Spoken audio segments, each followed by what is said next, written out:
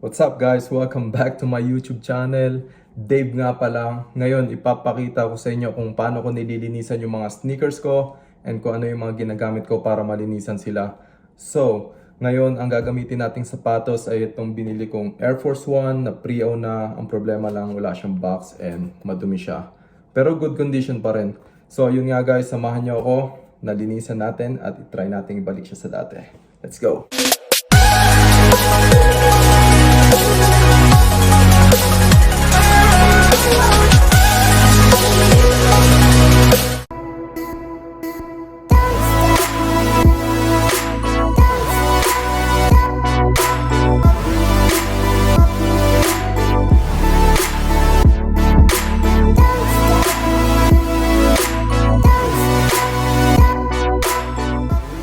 First tip, bago kayo magsimula ng paglilinis ng shoes, i-prepare nyo muna yung mga kailangan nyong gamitin. So ngayon meron ako ditong soft, medium, tsaka hard na brushes. Meron tayong tubig, shoe shampoo, tapos pamunas, extra towel, make sure na meron kayo nyan. And also, sneaker protector. Ito yung last part na gagamitin nyo pag tuyo na yung shoes nyo. Ano siya, water repellent. And yun na nga guys, simulan na natin.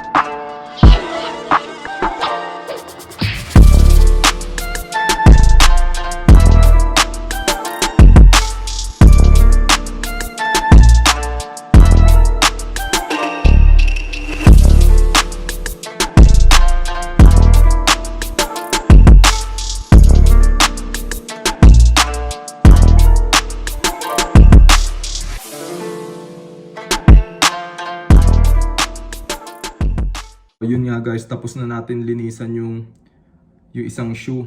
Ang kailangan na lang natin linisan, ito is yung kabila. So hindi ko na siya bibidyoan kasi parehas lang naman sila ng method. Kukuskusin lang din naman natin sila. And para hindi na rin humaba tong video natin.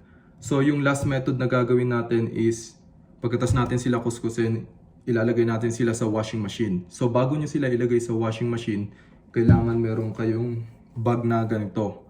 So ito, ang purpose nitong bag na to is para hindi masira yung sapatos habang nasa loob ng washer or washing machine. So ilalagay lang natin sila ng ganito. And then make sure na may laundry detergent kayo, make sure na kung yung gagamitin yung laundry detergent hindi siya masyadong matapang. Kasi yung ibang laundry detergent talagang, alam niyo yun, nakakasira ng shoes kasi hindi sila design para sa shoes, design sila para sa damit. So yun nga guys, tatapusin ko lang tong isa and then papakita ko sa inyo pag nilagay ko na sila sa washing machine. Alright. So, yun nga guys, natapos na natin linisan yung shoes. Medyo nakakapagod pero ganun talaga. So ito na sila. Ngayon ilalagay na lang natin sila sa washing machine or sa washer. Alright, let's go!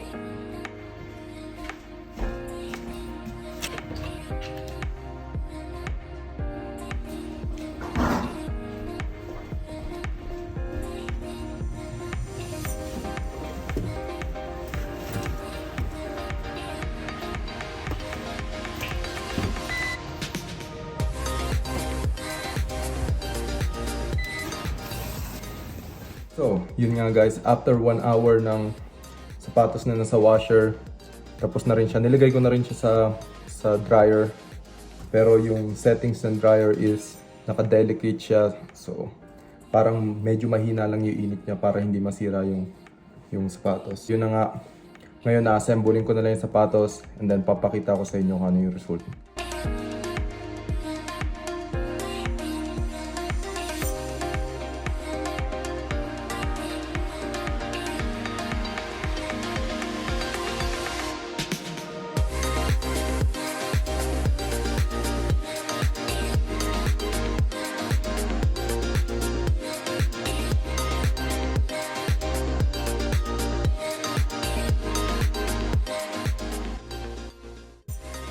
So, yun nga guys, dito ko na tinatapos tong video na to. Salamat sa time nyo at sa panonood. I hope na nakatulong tong video na to sa inyo. And kung may mga questions man kayo, just comment down below or DM nyo ako sa Instagram. Follow nyo lang yung Instagram ko. Magre-reply ako sa inyo ASAP. So, yun lang guys. Maraming salamat at kita-kita ulit tayo sa next video ko. Peace out!